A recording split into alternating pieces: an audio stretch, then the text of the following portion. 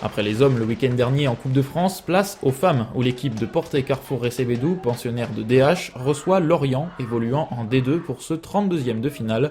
Les joueuses d'Emma d'Avezac, qui avaient déjà atteint ce stade l'année précédente avant de se faire éliminer par Rodez, comptent bien prendre leur revanche et se qualifier. Et ce sont les Bretonnes qui s'illustrent les premières.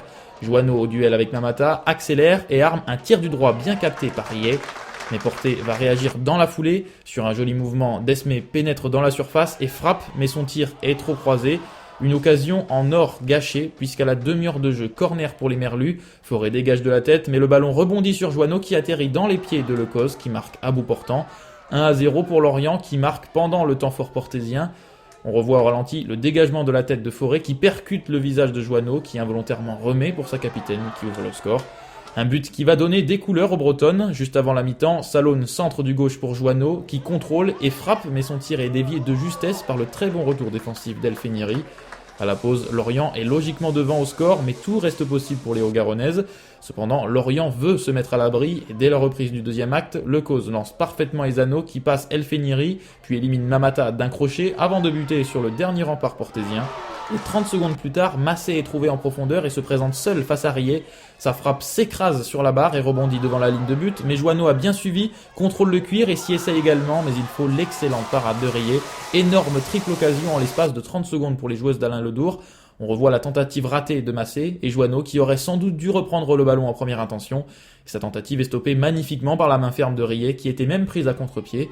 Portet n'a pas dit son dernier mot. L'ouvrier à la balle d'égalisation, mais son tir est trop écrasé et ne surprend pas la gardienne bretonne qui repousse du pied. Mais à 10 minutes du terme, la capitaine Lecoz prend les choses en main, ou plutôt au pied, avec cette percée plein axe et cette frappe croisée du gauche, certes peu puissante, mais qui vient mourir dans le petit filet opposé. 2-0, le break est fait pour des Lorientaises qui vont dérouler leur jeu sur cette fin de match. Ezano provoque et tire un coup franc bien placé qui s'écrase une nouvelle fois sur le montant. On retrouve une nouvelle fois Ezano qui veut absolument marquer son but. Un bon dribble pour éliminer Kiar, mais son tir du gauche est une nouvelle fois repoussé par Riet. L'ancienne portière de Compiègne a été excellente lors de cette rencontre, mais malheureusement pour les joueuses d'Emma d'Avezac, cela n'a pas suffi.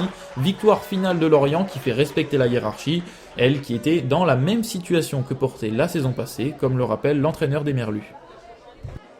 L'année dernière, nous, on s'est dit, on était dans la situation du Portet, tête de DH, et jouer des D2. Donc on se dit, bah ouais, il y a moyen de les battre. Bah forcément, ils ont fait leur match. Je m'attendais à ça. Dès l'entame de match, de toute façon, on a senti que c'était instable des deux côtés. Ça partait sur une attaque d'un côté, sur une attaque de l'autre. Donc instable, un public qui vibre. Donc forcément, le match de coupe parfait. Premier objectif, c'est se maintenir en D2. Ensuite, si on peut faire des matchs en coupe, parce que je trouve que justement, dans ce genre de match, il y a des émotions. Vous entendez le vestiaire. C'est ça aussi qui forme un groupe.